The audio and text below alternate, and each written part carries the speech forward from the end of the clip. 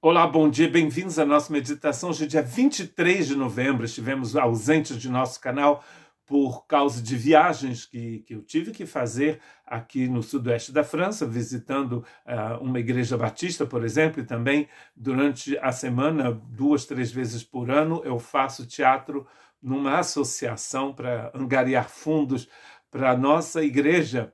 Então, esta semana foi uma semana de teatro, mas voltamos à nossa meditação em 2 Coríntios, capítulo 5. E hoje eu gostaria de ler com vocês o verso 10. Pois todos nós devemos comparecer perante o tribunal de Cristo, para que cada um receba de acordo com as obras praticadas por meio do corpo, que quer sejam boas, quer sejam más. Olha só, 2 tipos de tronos, 2 tipos de julgamento aqui na Bíblia, nos finais dos tempos, na nossa entrada na eternidade com Deus. Do capítulo 20 de Apocalipse, a gente ora, implora ao Deus, intercede a Deus que nenhum de nós, nenhum dos nossos amigos, ninguém que a gente conhece na nossa família, que quanto menos pessoas compareçam diante do trono branco, que é o julgamento final. Aqui, a palavra utilizada por Paulo para tribunal aqui é um tribunal que era utilizado para, entre outros, era um tribunal, era tipo de, a palavra bema, ou bima, que é uma plataforma que era movida, que era carregada de um lado para o outro, onde o juiz ficava de pé, observando os atletas que estavam correndo, e no final, para ver se corriam como segunda regra, e no final eles iam receber aquela famosa coroa de louro, né, que você às vezes utiliza para colocar no feijão, e que na Grécia e na Roma Antiga era colocada na cabeça dos atletas, não era medalha de ouro, de prata, de bronze, era louro mesmo que eles colocavam na cabeça, mas era bem simbólico, né, da vitória que o atleta recebia, que eram considerados como deuses. Aqui então ele está falando desse tribunal, e é o tribunal de Cristo, não é o tribunal para julgar o inferno, a morte e o pecado, porque esse é o trono do capítulo 20 de Apocalipse.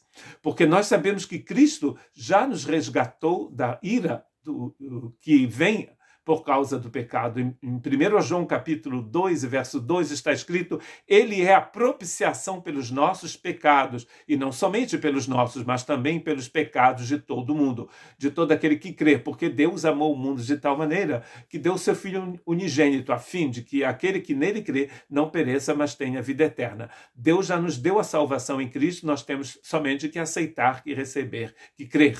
E quando você crê, você então é salvo. Então, o tribunal de 2 Coríntios 5:10 não é o de Apocalipse capítulo 20, porque Cristo já nos resgatou do pecado. Em João capítulo 5 e verso 24, Jesus diz: eu lhes asseguro, quem ouve a minha palavra e que naquele que me enviou tem a vida eterna e não será condenado, mas já passou da morte para a vida. Então, quem crê e tem a vida eterna não será condenado. Então, o tribunal de 2 Coríntios capítulo 5 e verso 10 não é o mesmo que o da condenação. Em 1 Coríntios 13,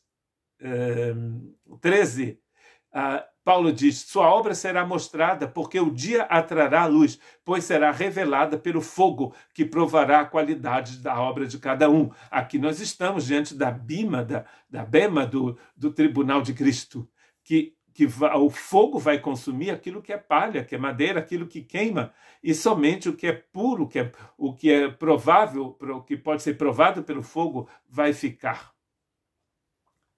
Portanto, Paulo diz: por que julga o seu irmão? E por que despreza o seu irmão? Pois todos compareceremos diante do tribunal de Cristo. Romanos 14, verso 10. Aqui Paulo está utilizando a mesma palavra que ele utilizou em 2 Coríntios, capítulo 5, verso 10. Aqui também, verso 10 do capítulo 14 de Romanos. Todos compareceremos diante da bema do Senhor, de Cristo. E nós aqui, Paulo está se incluindo. Então, Paulo não está pensando, não pensava que ele ia comparecer diante do trono branco, do julgamento final, do juízo final. Então ele está dizendo realmente que todos nós, ele inclusive, vamos comparecer diante do tribunal de Cristo nos céus, não aquele do inferno, mas o do céu aqui. Deus não é injusto, diz Hebreus 6 e 10, ainda 10. Ele não se esquecerá do trabalho de vocês e do amor que demonstraram por ele, pois ajudaram os santos e continuam a ajudá-los, ou seja, os irmãos e as irmãs que estão vivos. Não estamos falando aqui de santo morto, mas de santo vivo. Amor. Deus não esquecerá do amor.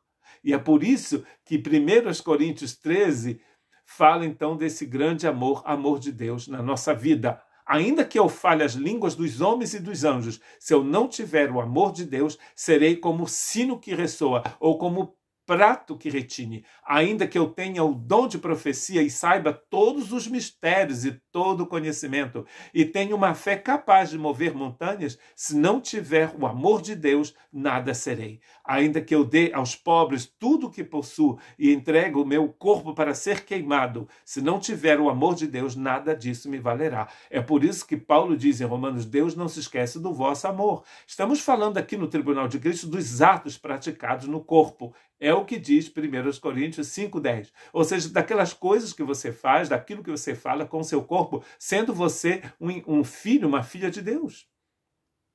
Tudo que é inútil praticado por nós será queimado.